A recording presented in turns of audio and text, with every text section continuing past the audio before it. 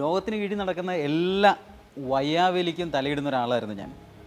പണ്ട് എന്തെൻ്റെ നാട്ടിൽ നടന്നിട്ടുണ്ടോ അതിലെല്ലാം ഞാൻ കയറി തലയിടുന്നു.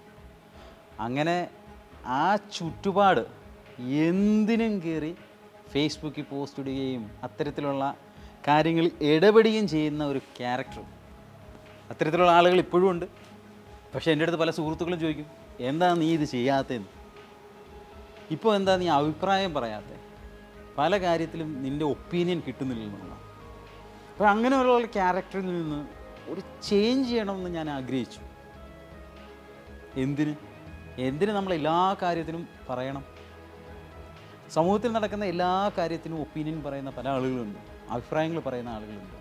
പക്ഷേ അതിൽ നിന്ന് മാറി ചിന്തിച്ച് മുന്നോട്ട് പോകണം എന്നൊരു തീരുമാനം എടുത്തത് ഒരൊറ്റ കാരണം കൊണ്ടാണ്. പ്രധാനമായിട്ടും എൻ്റെ ലക്ഷ്യങ്ങൾ അതിനെ ഫോക്കസ് ചെയ്യാൻ വേണ്ടിയാണ്, അതിനെ എക്സിക്യൂട്ട് ചെയ്യാൻ വേണ്ടിയാണ്. അപ്പോൾ എല്ലാ കാര്യങ്ങളും ഇടപെട്ട് ഒരു ഫോക്കസ് ഇല്ലാത്ത ജീവിത രീതിയിൽ നിന്ന് മാറി വരാൻ ഞാൻ ആദ്യം സെറ്റ് ചെയ്തത് ഒരു ഗോൾ സെറ്റ് ചെയ്ത് അതിനെ എക്സിക്യൂട്ട് ചെയ്യുന്ന ഒരു പ്ലാൻ തയ്യാറാക്കിയപ്പോഴാണ്. അതാണ് എൻ്റെ ഫസ്റ്റ് സ്റ്റെപ്പ് ഞാൻ എടുത്തത്. സെക്കൻഡ് സ്റ്റെപ്പ് ഞാൻ എടുത്തത്, ഞാൻ ഈ ഗോളിനെ ചെറിയ സ്മോൾ ഗോളുകളായിട്ട് തരംതിരിച്ച് നമുക്ക് മാനേജ് ചെയ്യാൻ പറ്റുന്ന സ്റ്റെപ്പുകൾ എടുക്കാൻ പറ്റുന്ന രീതിയിലേക്ക് ഇതിനെ മാറ്റിയെടുത്തു. അങ്ങനെ മാറ്റിയെടുത്തപ്പോൾ എൻ്റെ ഫോക്കസ് എൻ്റെ ലക്ഷ്യത്തിലേക്ക് തന്നെ കൊടുക്കാൻ പറ്റുന്നതാണ്. പലപ്പോഴും നമ്മുടെ ഫോക്കസ് നഷ്ടപ്പെട്ട് നിൽക്കുന്ന ആളുകൾക്കാണ് എല്ലാ കാര്യത്തിലും ഇടപെട്ട് തലവെച്ച് മുന്നോട്ട് പോകാൻ പറ്റത്തുള്ളൂ. അപ്പോൾ അങ്ങനെ ഒരു ജീവിത രീതിയിൽ നിന്ന് ഞാൻ ചേഞ്ച് ചെയ്ത് വന്നത് ഇങ്ങനെ ചില സ്റ്റെപ്പുകൾ എടുത്തപ്പോഴാണ്. പിന്നീട് ഞാൻ എൻ്റെ ജീവിതത്തിൽ ഈ ഫോക്കസ് നിലനിർത്താൻ വേണ്ടി, ഞാൻ ഉദ്ദേശിച്ച കാര്യങ്ങൾ നേടിയെടുക്കുന്ന അതേ ഫോക്കസിൽ തന്നെ സ്റ്റിക്ക് ഓൺ ചെയ്ത് നിൽക്കാൻ വേണ്ടി മാക്സിമം മോട്ടിവേഷൻസ് കളക്ട് ചെയ്യാൻ ശ്രമിച്ചു.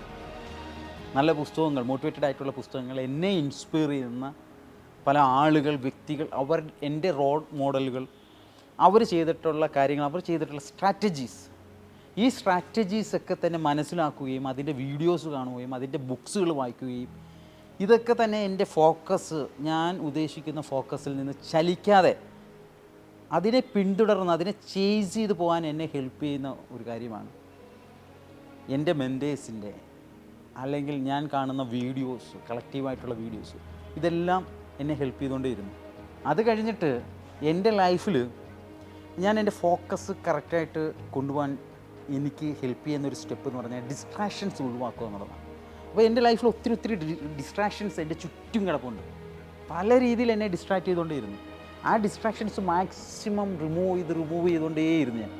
ആ സ്റ്റെപ്പുകൾ, ആ ഡിസ്ട്രാക്ഷൻസ് ഒഴിവാക്കാൻ ഞാൻ എടുത്ത സ്റ്റെപ്പുകൾ, ഞാൻ എന്താണോ ഫോക്കസ് ചെയ്യുന്നത് ആ ഫോക്കസ് ചെയ്യുന്നതിനെ നിലനിർത്താനും അത് നേടാനും എന്നെ പ്രചോദനം കിട്ടിക്കൊണ്ടേയിരിക്കും. അപ്പോൾ മാക്സിമം ഡിസ്ട്രാക്ഷൻസ് നമ്മുടെ ലൈഫിൽ നിന്ന് ഒഴിവാക്കണം. ചിലപ്പോൾ നമുക്ക് ആവശ്യമില്ലാത്ത കാര്യങ്ങളൊക്കെ തന്നെ ആയിരിക്കും നമ്മൾ ഇടപെട്ട് ഡിസ്ട്രാക്റ്റഡ് ആയിട്ടിരിക്കുന്നത്. പണ്ട് ഞാൻ എൻ്റെ കോളേജ് ലൈഫൊക്കെ കഴിഞ്ഞതിന് ശേഷം പൊളിറ്റിക്കലായിട്ട് ഇങ്ങനെ പ്രവർത്തിക്കുമ്പോൾ ധാരാളം ഡിസ്ട്രാക്ഷൻസ് നമ്മൾ അനുഭവിച്ചുകൊണ്ടിരിക്കുന്നു. ഒരു കാര്യമില്ലാത്ത ധാരാളം കാര്യങ്ങൾ, ഞാനുമായിട്ട് ഒരു ബന്ധമില്ലാത്ത സബ്ജക്റ്റുകൾ, എനിക്ക് എൻ്റെ ഒരു ഗോളുമായിട്ടോ എൻ്റെ ലൈഫായിട്ടോ അലൈൻ ചെയ്യാത്ത പല കാര്യങ്ങളും, അപ്പോൾ നമ്മുടെ സ്ട്രെങ്തൻ അല്ലാത്ത പല കാര്യങ്ങളും, ഇപ്പം ഇങ്ങനെ ധാരാളം ഡിസ്ട്രാക്ഷൻസ്, ഒന്ന് പുറകെ അടുത്ത പുറകെ ഇങ്ങനെ ഡിസ്ട്രാക്ഷൻസ് വന്നുകൊണ്ടിരുന്നു.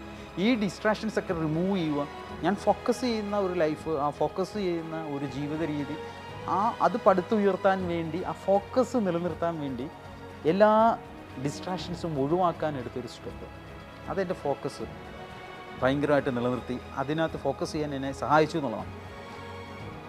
അത് കഴിഞ്ഞതിന് ശേഷം ഞാൻ എടുത്ത സ്റ്റെപ്പ്, നമ്മുടെ എന്തെങ്കിലും കാര്യങ്ങൾ അക്കംപ്ലിഷ് ചെയ്യുകയാണെങ്കിൽ, നമ്മൾ ചെയ്ത് തീർക്കുകയാണെങ്കിൽ നമുക്ക് തന്നെ റിവാർഡ്സുകൾ കൊടുത്ത് ആ ഫോക്കസ് ചെയ്യുന്ന സബ്ജക്റ്റിലേക്ക് എത്തുക എന്നുള്ളത്. അപ്പോൾ ജീവിതത്തിൽ ഫോക്കസ് ഇല്ലാത്ത ആളുകളാണ് എല്ലാ കാര്യത്തിലും ഇടപെടുകയും അതിനകത്തൊക്കെ വെറുതെ കച്ചട ഉണ്ടാക്കിയിട്ട് ഇങ്ങനെ ഫേസ്ബുക്കിൽ പോസ്റ്റുകൾ ഇട്ട് കാര്യങ്ങൾ പോകുന്ന ഒരു ലൈഫ് സ്റ്റൈലിലേക്ക് പോകുന്നത്. അപ്പോൾ നമ്മൾ എവിടെയാണോ ഫോക്കസ് ചെയ്യുന്നത്, നമ്മൾ ബിസിനസ് മേഖലയിൽ നല്ല ബിസിനസ്സുകാരനാവണമെന്നോ, അല്ലെങ്കിൽ നമുക്കൊരു വലിയൊരു സംവിധായകനാകണമെന്നോ, അല്ലെങ്കിൽ ജീവിതത്തിൽ എന്തെങ്കിലും നല്ല പാട്ടുകാരി ആവണമെന്നോ, അല്ലെങ്കിൽ നല്ല എന്തെങ്കിലും മേഖലയിൽ മികച്ചതാവണമെന്ന് നമ്മൾ ഫ്രെയിം ചെയ്യുന്നുണ്ടെങ്കിൽ നമ്മുടെ ഫോക്കസ് അതിനകത്ത് തന്നെ നിലനിർത്താൻ, നമ്മുടെ ഗോൾ അച്ചീവ് ചെയ്യാൻ നമ്മൾ ഈ ഡിസ്ട്രാക്ഷൻസൊക്കെ ഒഴിവാക്കി മുന്നോട്ട് പോകേണ്ടതുണ്ട്. നമ്മൾ ചെയ്യുന്ന ഓരോ അക്കംപ്ലിഷ്മെൻറ്റ്, നമ്മൾ ചെയ്യുന്ന ഓരോ സ്റ്റെപ്പുകൾക്ക് നമുക്ക് തന്നെ റിവാർഡ്സ് കൊടുക്കേണ്ടതുണ്ട്. ലാസ്റ്റ് നമ്മൾ മനസ്സിലാക്കേണ്ടത് അൾട്ടിമേറ്റ്ലി നമ്മൾ വളരെ ക്ഷമാപൂർവ്വം പേഷ്യൻസായിട്ട് നമ്മളിതിനെ കാണണം. ക്ഷമ എന്ന് പറയുന്നത് വളരെ ഇമ്പോർട്ടൻ്റ്. സക്സസ് എന്ന് പറയുന്നത് സ്റ്റെപ്പുകൾ ഭയങ്കരമാണ്, ടേക്ക് ടൈം എടുക്കും. അപ്പോൾ ആ ഒരു ജേർണിയിൽ നല്ല ക്ഷമയോടുകൂടിയുള്ള കാത്തിരിപ്പ്, വളരെ കൺസിസ്റ്റൻ്റായിട്ട് വീണ്ടും വീണ്ടുമുള്ള അപ്രോച്ച്, ഇതെല്ലാം വേണം. നമുക്ക് എത്ര മിസ്റ്റേക്ക് പറ്റി, എന്തൊക്കെ പാളിച്ച പറ്റിയാലും ഒരിക്കലും ഞാൻ വിജയിക്കും, ജീവിതത്തിൽ അത് പൂർത്തീകരിച്ചിട്ടേ നമ്മൾ മുന്നോട്ട് പോകത്തുള്ളൂ, അത് അച്ചീവ് ചെയ്തിട്ടേ ഞാൻ മുന്നോട്ട് പോകത്തുള്ളൂ എന്നുള്ള ഒരു